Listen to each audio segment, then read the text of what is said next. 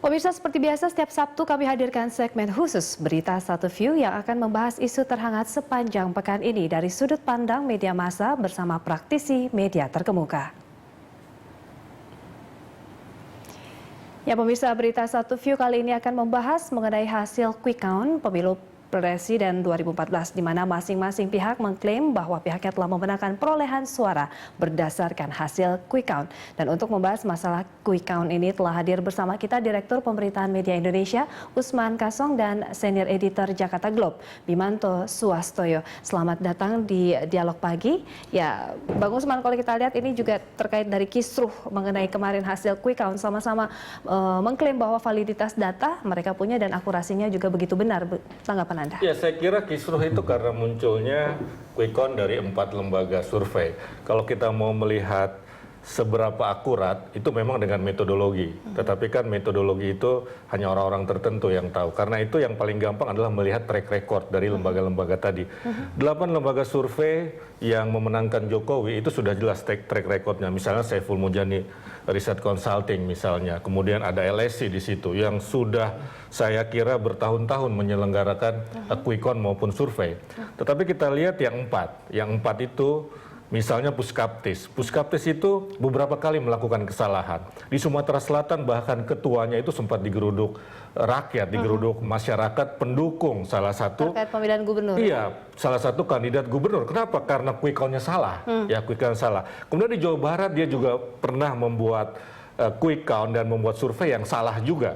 Bahkan tahun 2009, Puskaptis itu tadinya dipakai oleh tim sukses SBY Budiono, tetapi karena hasilnya dianggap tidak akurat kemudian diberhentikan begitu. Waktu itu yang memberhentikan, yang membuat pernyataan itu adalah Bima Arya Sugiarto, ya orang PAN yang sekarang menjadi wali kota Bogor, yang sekarang juga tim suksesnya Prabowo Hatta begitu. Jadi saya kira dia tahu. Kemudian IRC misalkan, IRC ya, itu dulu namanya MNC Media Research. Jadi ada hubungan dengan grup MNC, ya berkantor juga di Kebon Siri. Ini persoalan ketika ketika kemarin di pemilu legislatif datanya baru 30% itu sudah harus dirilis begitu kan. Nah, sehingga salah satu orangnya, salah satu pengurusnya ataupun stafnya yang namanya Agus Sudibyo itu mundur.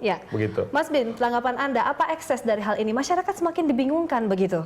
Ya, masyarakat memang bingung, kita nggak bisa salahkan masyarakat lah, emang hasilnya begitu. Tapi apa upaya meredam ini bagaimana ya?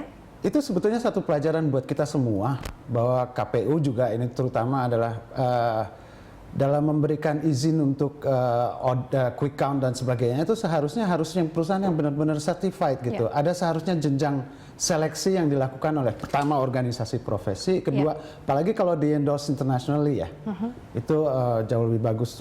Kalau saya lihat sekarang misalnya saya sudah bilang tadi di KPU itu kita lihat daftarnya kalau nggak salah ada 63 polling station yang bisa. Kebanyakan dari mereka saya nggak pernah dengar, sekalipun saya nggak pernah dengar gitu. Bagi saya agak aneh gitu loh.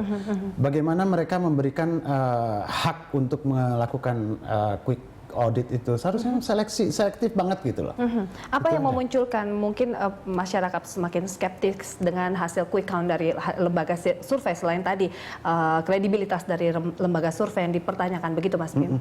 Transparansinya atau seperti apa? Kita sudah belajar misalnya dari kemarin baru-baru inilah kira-kira 5 tahun terakhir ini yang namanya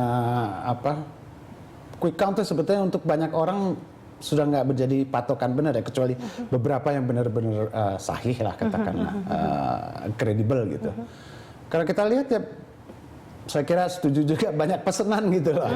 Itu orang kita jelas sekali tahu. Bang Usman, terkait pesanan dalam tanda kutip dalam hasil survei. Iya, kalau survei itu sebetulnya tidak masalah kalau dipesan, ya dipesan oleh tim kampanye, karena dia harus tahu seberapa tinggi elektabilitas. Setelah tahu dia elektabilitas seperti apa, maka kan tim sukses ini akan melakukan treatment bagaimana untuk menaikkan. Jadi wajar saja. Persoalannya apakah lembaga survei sebagai sebuah lembaga ilmiah itu jujur atau tidak, mengedepankan metodologi ilmiah atau tidak. Sebab kalau tidak, dalam dunia ilmiah itu ada adagium seperti ini. Anda boleh salah tapi tidak boleh berbohong. Ya. Dan saya rasa maka persoalan di quick count itu karena ada yang salah atau ada yang berbohong atau kedua-duanya, dia sudah salah dan berbohong begitu ya.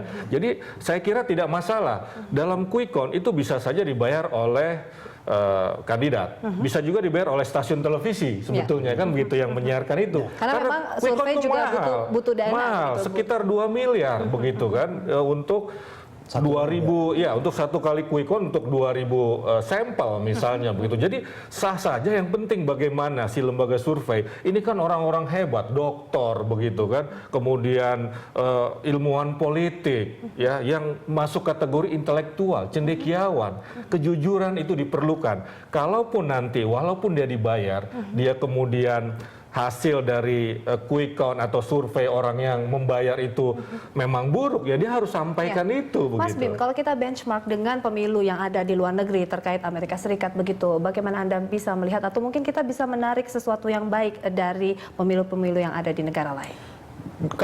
Kalau kita patokannya negara lain ya sebetulnya saya ambil yang demokrasinya sudah agak maju gitu ya, bahwa quick count itu bisa harus bisa dipertanggungjawabkan kepada publiknya. Jadi kalau dia mengeluarkan data apapun, metodologi data yang didapat itu seharusnya open to the public, bisa dicek gitu loh. Verifikasinya ada kontrolnya gitu, nggak sekedar kita taruh hasil dan udahlah percaya aja gitu. Bagaimana Anda melihat dari verifikasi data yang dikeluarkan oleh sejumlah lembaga survei begitu? Oh, saya belum lihat, justru verifikasi lihat, itu tidak ada. hanya dilakukan oleh Persepi.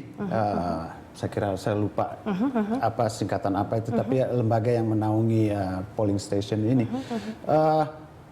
Harapan saya sebetulnya itu harus gamblang, publik harus bisa akses entah online entah di mana gitu, bahwa kita bisa tahu oh yang seperti ini nih sebetulnya metodologi benar nggak, bisa diuji publik. Baik. Gitu loh. Gitu saja. Baik, kita akan membahas mengenai modus-modus nanti kita mengawal rekapitulasi suara nanti hingga ke akhir tanggal 22 Juli. Kita bahas di segmen berikutnya. Kami akan kembali pemirsa, tetaplah di Berita Satu View.